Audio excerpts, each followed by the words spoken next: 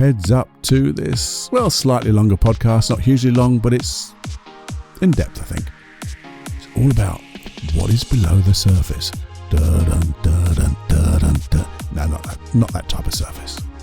What's below the surface of other people and their actions, behaviours, and what's behind the surface or below the surface of our actions, our behaviours, and how we can just fine-tune our compassion. There you go.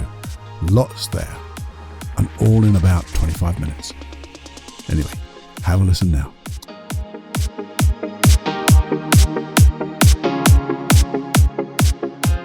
Warning. Warning. Warning. Warning.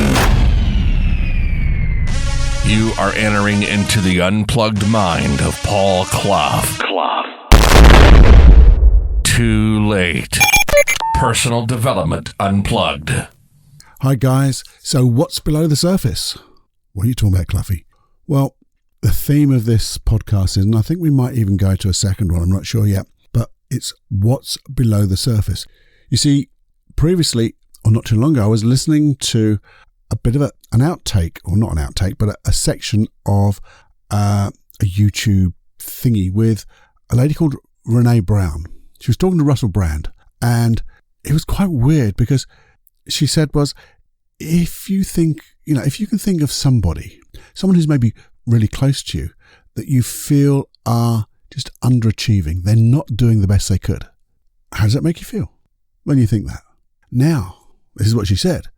Maybe you feel religious, but if you're not, so it could be either God or something like that, or somebody who you really hold in high esteem.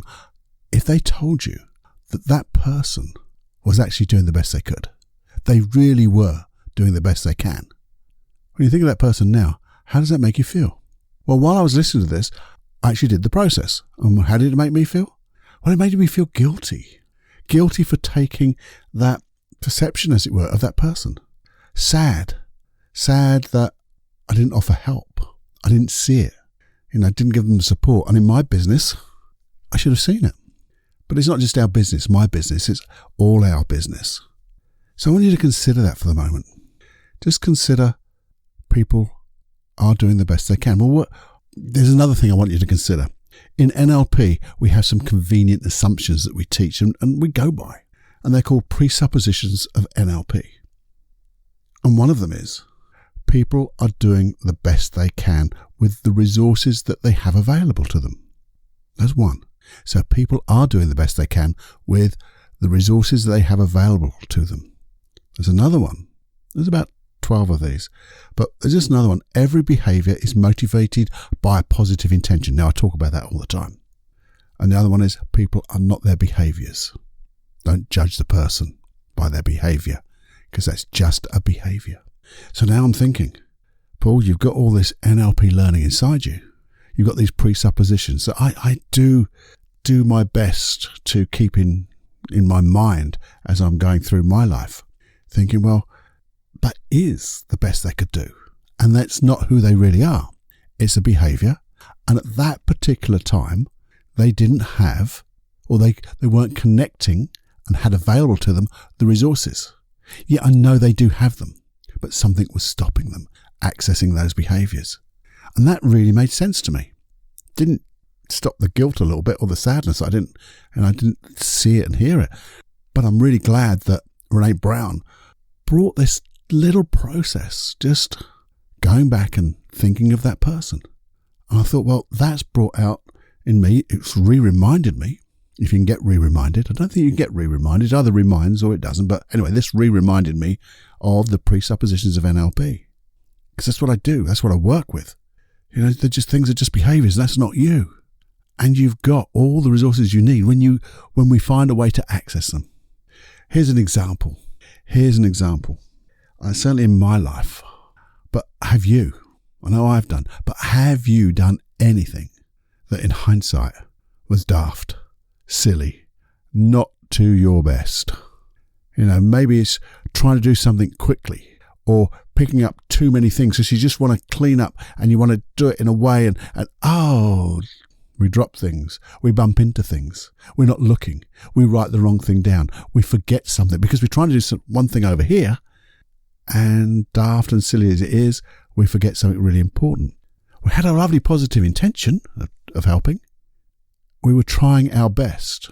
But in hindsight, if you were to look back at it, you're going, that wasn't your best. I know you better than that. And certainly when you look back at yourself, you can say to yourself, was that really my best? I don't know. Certainly when I think that, I can go a little bit deeper and try to do this. So when I say that, how can we do this? Well, if it is for us, just us, well, we can review it, can't we? We can just review that memory, and maybe as we acknowledge the presuppositions, well, I was doing the best I could, but I didn't have access to all the resources I could have done. What was my intention? What was my intention? Well, when I understand my intention, then I can see how I maybe got a little bit out of focus. Well, I was trying to do this. Well, we have a lesson here, don't we? A learning. So we ask the question, well, how could I have done it better? What behaviour could I have used that would have been different and got the result I want, which would honour that intention and allow me to behave and do to the best of my ability, to really show my best self off. So there's something you can just sit and think and learn and maybe just review it. Then you can say to yourself, maybe, because we know from that presuppositions that everyone has all the resources they need. That's another one. We just have to access them. So what resources could I have used that I wasn't using then that would have allowed me to succeed? So you'd have to ask yourself, well, what belief could I have used that was different? What would be a positive behaviour that I could have accessed? Maybe an emotion. An emotion could be like focus, could be awareness if we're bumping into things, or just having that compassion for others. Maybe we forgot that compassion. We did something, and I'm guilty of this particular thing. I do something which I think is for somebody, but I forget something which is really important for that person because I'm thinking of this one thing. Yet below the surface there's something even more important, that if I used my observation skills and thought and remembered, I could be so much more compassionate and support them in a better way. So I'm trying to support them, lovely intention. Am I doing it the right way? No, because I'm forgetting. Sometimes I think of myself too much on that. A little bit too much information, Paul, but it's true. I don't mind sharing with you because I know you'll take it in the way that I'm sharing or shorting. And then you could imagine it being different using our imagination. So if you imagine that scene again, having that most appropriate belief, having the most appropriate emotion and behaviour, holding those presuppositions in mind, how could it be different? And there are many ways it could be different. So you could use one or two. And then when you do that, you're telling your unconscious mind, well, here's all the things we could have done. Let's pick what was the best one. And it's also giving your unconscious mind a library of learnings, of experiences. So when it happens again, if it does, you can act and be so much better and have that intention honoured. But here's the thing. That was just you or me. I mean, one of the things I just remembered before we go back, and this will apply to both, because the other one is we're going to talk about, think about somebody else. But you say, if this behaviour I did that wasn't up to par, above par, wasn't at my best, that was an effect of something, wasn't it? So what was the cause? What was the cause of that? Because if I can understand the cause and then the intention, I can see where the conflict was. So the cause might be, I was just not thinking things through, or I was getting nervous, or I was, you'll fill in the blank. I don't want to put too many things into your mind, but maybe just consider, if this was an effect of something, I wonder what the cause could be. And then how could I do that differently? So I learn from the cause and let it go. And using that same thing, if we're looking at somebody else and thinking, we often pass judgment, don't we? If not out loud, and sometimes we do it out loud, but you pass judgment on other people. So one thing you could do is, well, honouring that presupposition or hold it in mind. Don't have to honour it, just hold it in mind. Well, people are doing the best they can. I know you were doing the best you can, but that wasn't, I know you can do better. How could I have helped that situation? Because I was there, I saw it. Or if I've heard about it, how can I help for the future? Going through those principles we did for ourselves, how could I help? How can I make it different? Well, one of them is you could guide from your experience. I've been talking about the feedback sandwich and things like that which, on another webinar, and that's a horrible thing to do. But one of the ways you can give if someone asks you for critique, instead of telling what they did wrong and what they should do, you could say, well, when I did that, what I did to change was I did it this way instead, because I had that problem and I realized if I did this and this and this, I could get it better. So you could actually go and speak to that person if you want to say, oh, I just saw what happened. Oh, it's happened to me 100 times. Do you know what I do? I do this. And you don't tell them to do it, but you just give them that piece of your own advice, as it were, to yourself. Because you say, sometimes I didn't think, I just wasn't thinking. And so what I did was I just took a step back, and then I refocused or recalibrated, or I just took a moment and paused. So in some ways that's like mentoring. And in some situations you can offer to mentor because you're good at what you're good at. And the thing about when you offer to mentor and you teach somebody, that very act of teaching what you know, makes that knowledge of what you know even deeper. And it makes you understand that you really know what you know. So it's that offering of help. Just being compassionate. You can be a little bit empathetic to try to understand what they're feeling. Sometimes I just like to ask, what's going on? What are you feeling right now? So I don't need to feel it. I want them to experience it and tell me what it is so we can work it out from there. And then use compassion. What's going on? That's not you. I know that's not you. How can I help? By considering these questions and considering the presuppositions, like people are doing the best they can with the resources they have available. Every behaviour is motivated by positive intention, and people are not their behaviours, and people have all the resources they need when they access them. Holding those presuppositions in mind and considering them before you judge. And when you do all of this, it becomes a habit. And I think it just becomes a real compassionate habit because you're looking out for yourself and you're looking out for other people. And to me, that's really a real compassion. You're not judging, but you're just offering help. And you're supporting people. And one way to support them is, I'm not going to tell you about this, but I will, sharing this podcast. And not only when I say this podcast, I don't just mean this episode. I mean, I don't know, we've got about 300 or 400 of them now. Show them all. Because when you do that, you're giving support in another way. Because when you tell somebody something, they might take it on. If you tell them it was about you and how you did it, I think it's a softer and easier way for them to take it on. But giving them this library of tools of the Personal Development Unplugged podcast will really help them, I believe. And I think when you do that, again, maybe you could go back through some of the back catalogues or the back catalogue of this and notice the ones that you felt had something with you, resonated with you. Maybe they're the ones to share. Or maybe when you look back through and you go, I wonder what I forgot about that one. Let me listen again. Because when you listen again to any of these, and I do think you could. Because when you listen to them and review them again, because you're in a different place and because you've learnt more, the things that you already know from that podcast will go to the sides. And the new stuff, things in there that you weren't able to understand because you didn't have the foundations, and now you do, you'll get more out of it. It's like reading a book 2 or 3 times. I read them so many times and I look at it and go, I don't remember this page. This is awesome. But it wasn't there. Well, it was there, but it wasn't there when I first read it. Have you had that experience?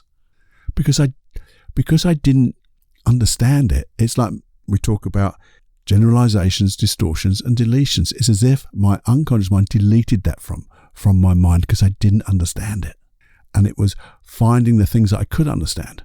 Well, now I've got all the other understandings. When I come to that page, now it goes, now you're ready, Paul.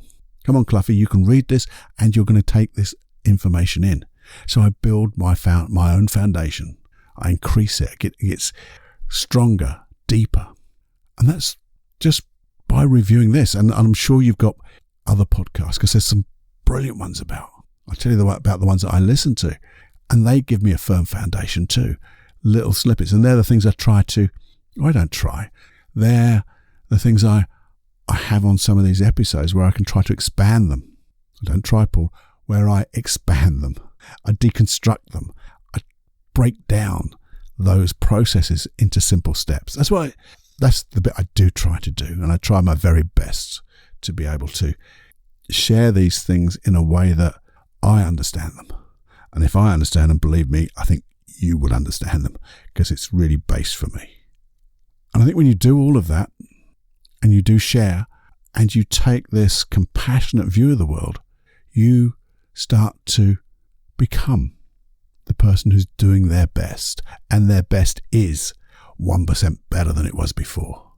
Because you're noticing, as we said right at the beginning, what's below the surface. And when you notice what's below the surface, you can make the adjustment for that. So everything above the surface gets seen in such a different way, and gets you to experience the world in such a different way, such an exciting way, such a curious way, it becomes a real adventure. But you have all the tools and resources then, really, you have all the tools and resources to you, and you're accessing them to allow this adventure to become so rich in its experience, rich in its rewards. And the return on your investment is 100 X's. Do they say 100 X's? 100 times. Well, that's my belief. And I think it's a bloody good belief. I'd love to know, as usual, what did you think about this? Have I rambled? Have I just I thought I rambled a bit, but did I just ramble? Or did I make sense? Was there a takeaway for you that you could think about? Is this something that you could do to look below the surface and increase your compassion for yourself? Because when you increase your compassion for yourself, you will automatically increase your compassion for others. Has to be inside before it comes outside. It's like loving yourself. You have to love yourself first to give and accept love. Getting very deep here, Paul. Come on, Cluffy. Let's get on. Anyway, I really hope you enjoyed it. Let me know those takeaways. Do you know the email address you should send it to? Well, I'll tell you.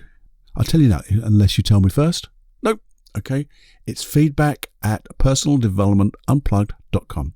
Send me that feedback. It only goes to me, as usual, as I always say that, and you get a personal reply from me. And maybe just a little gift. You never know. It'd be lovely to hear from you. And if there's anything you'd like me to investigate, to think deeper on, and have as a subject for a PDU podcast, let me know. And as I say all the time, share.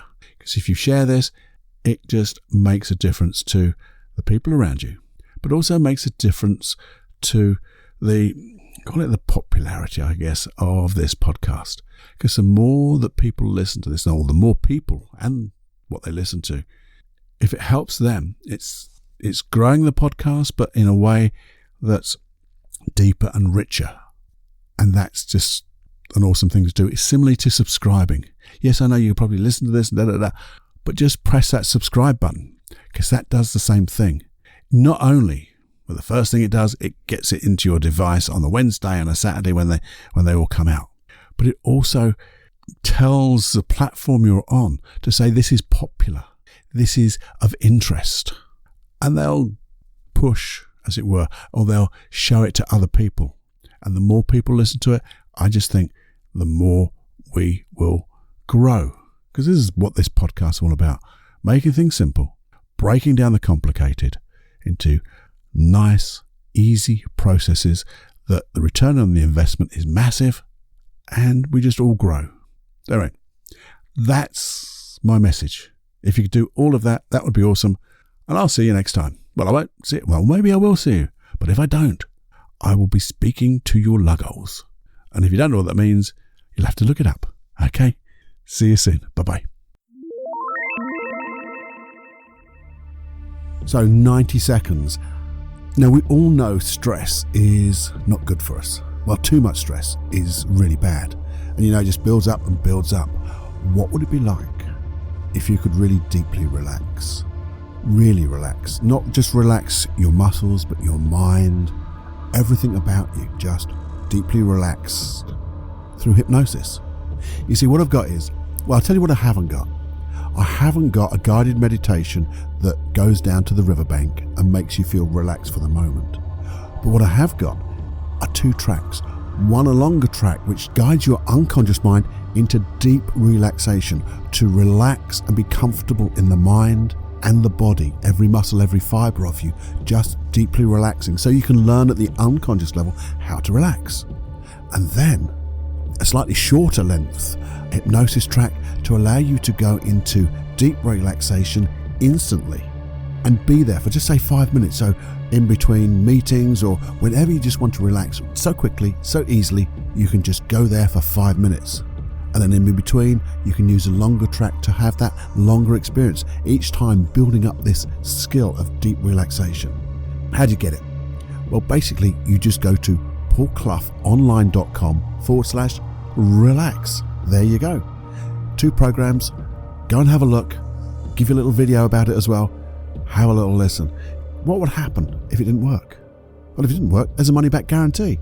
So you have got nothing to lose. But what would happen? And you got supersonically good at relaxing.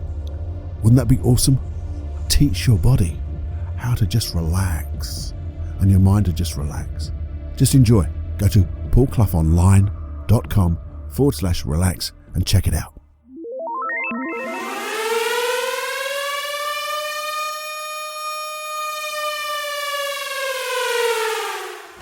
Warning, you are now leaving the unplugged mind of Paul Clough.